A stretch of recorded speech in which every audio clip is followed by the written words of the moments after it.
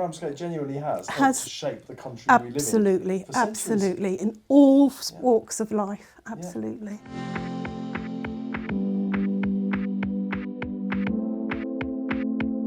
Well, Bernie, it's great to be here with you today in Ramsgate. Yes, welcome to Ramsgate. I'm delighted to be here, but you were just telling me Ramsgate helped shape the country, so tell me about Ramsgate. Absolutely. So Ramsgate's been a port, port coastal town, obviously from the very beginning.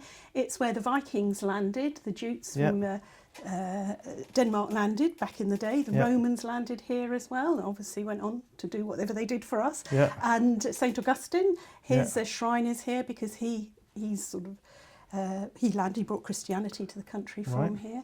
Played a massive part in the Napoleonic Wars, massive part in Second World War with the little ships, of course. And we've had so many movers and shakers in Ramsgate. So Sir William Garrow, who came up with the concept of innocent and proven guilty, he's buried at a church nearby here. He lived in Ramsgate. So Ramsgate genuinely has shaped the country we live in. Absolutely, absolutely, in all walks of life, absolutely. Yeah. But there are still exciting things going on today. It's not just about a big history. No, not at all. So we have, I don't know if you've heard of Lucia Keskin, who has a brilliant comedy, which I can highly recommend, on iPlayer, and it's in its second series, BAFTA nominated. It's called Things You Should Have Done. She was, she's from Ramsgate, and she sets it in Ramsgate.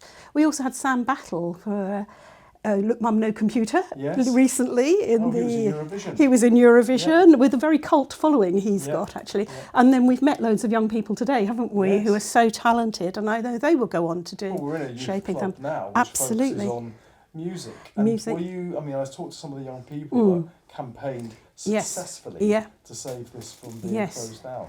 Yes, it's the only sort of youth centre and the biggest youth centre in Thanet, and it's so welcoming and so inclusive, but it was going to be sold by Kent County Council, and they mounted a massive campaign to save it, and they've saved it, which, as we know from looking around at all the facilities they've got and what they do. But how shocking it was going to close down. Absolutely terrible. Left. What vandalism there's been on our youth services. And then, cutting youth services, we all know has long-term consequences. So it would have been terrible to have lost it. Absolutely. But there's money coming in here, and it was partly Pride in Place funding that comes from the government that was used to save this facility, and you're chairing the local Pride board.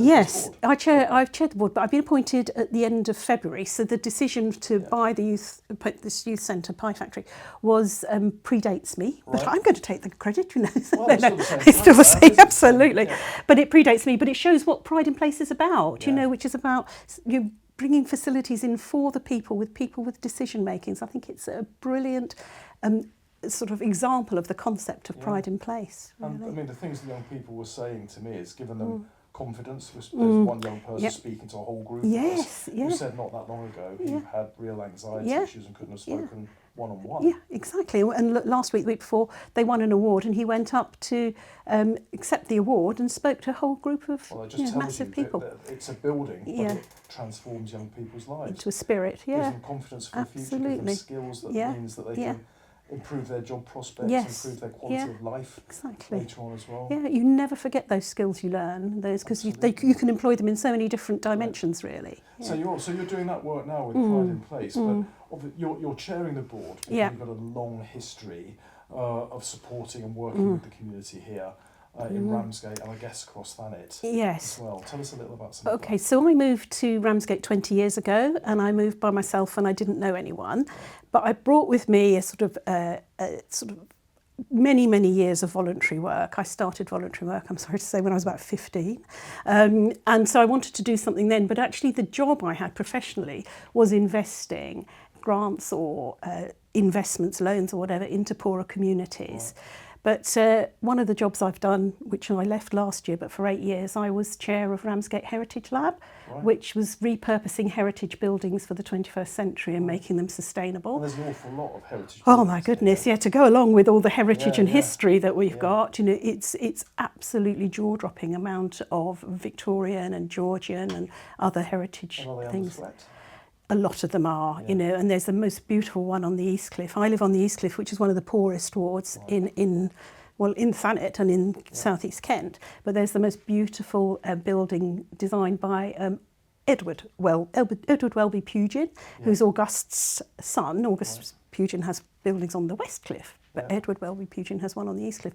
Massive hotel called the Granville Hotel, and it is stunning, but it's going to cost an awful lot. And it's like these old buildings, every day that passes, they get into a worse state, really. And we've been trying to do something with that for a very long time. Because people feel a real sense of loss when the do. old heritage buildings that give an area yes. so much of its character Yeah. are allowed to crumble away and then be demolished. People Yes. feel a sense of loss. They absolutely do. And one of the things that, you know, I will sort of, what's the word, argue back with anybody when they say, oh, there's no interest from the people in Thanet or in Ramsgate. And there is, you know, thousands of people come out to watch the Little Ship Scarf last year. Thousands of people come out to do things together when they know there is. And the Little Boats last year, that was reenacting Dunkirk. Dunkirk, Remind us what happened then, because some people Yeah, so in the evacuation of Dunkirk, which was May 1940, soldiers were stranded on the beaches, and the government asked ordinary boat owners to go over, little ships they were called.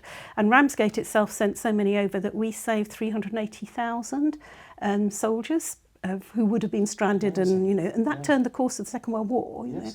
At the moment, we've got a big installation down at the harbour, which I think you'll see, of one soldier. There's 380 soldiers or whatever, and they each represent 1,000 soldiers that were saved. So those are lives that we can tell their stories. We can tell, represent absolutely, else. yeah. It was actually the people getting out from Ramsgate on their boats to going France over to and France. saving people's lives. That is a people-powered war It is, effort, yes, isn't it, really? absolutely. And we're all so proud of it, you know. So last year when they did the anniversary, they had to leave about 5 in the morning. And I think it was 2,000 or 3,000 people down at the harbour to wave them off at 5 in the morning. You know, there's so much pride in our history. Pride is such an important word. So you're talking about pride in our history, pride in the beautiful old buildings we see around us, but also pride in the community, in each other. Yes, that's what a facility like this is about. What is the Pride in Place board doing with the funding that's coming? Yes, to this right. part? So we're still at the moment working on this. As I say, part of that we bought Pie Factory, which was really good. We're still working on shaping what we do. I have 2 big ambitions with it. One is to create a year-round economy, because in a seaside town you don't get year-round economies. It tends to be seasonal. And I don't think you get quality jobs and jobs for youngsters unless you've got a year-round offer for them, really. So that's one thing I'm looking for. Anything that we invest in has to be able to sort of get us towards a year-round economy. Another thing I want to do is raise investment, because I think money levers money. And if we've got money to invest, we can lever more investment, and you know, that's what I've done throughout my career as well. And the other, some Pride in Place areas have doubled the amount of funding. Yes, money from the private sector, exactly. I think that's so important.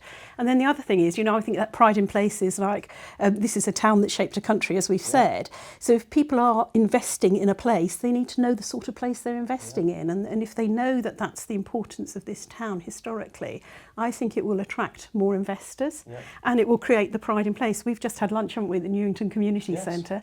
The chap I was sitting next to was telling me, yes, you know, you're absolutely right. We don't do enough with our history, and we don't do enough with what we've done as a town, you know. So if your work, if it goes in the way that you want it to, it delivers some real change, it brings in some more investment, what's the future look like for Ramsgate, and most importantly for the people that live here? Yes, so I think the other thing is the offer has to be sort of inclusive for the people that live here. I think that's really, really important, and that's not dumbing down the offer, actually.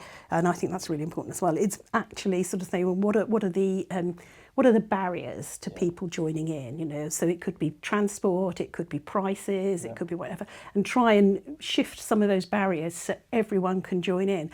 And I just think that we're seeing a little bit of the tip of a turn now. I think it's going to take a long time, but I would see, you know, after the end of Pride in Place and we've got hopefully levered more money in, which I'm sure we will, then we will have, you know, created that tipping point to move us to that sort of really good. So Ramsgate will be a place where everybody, wherever their background, can get on. Yeah.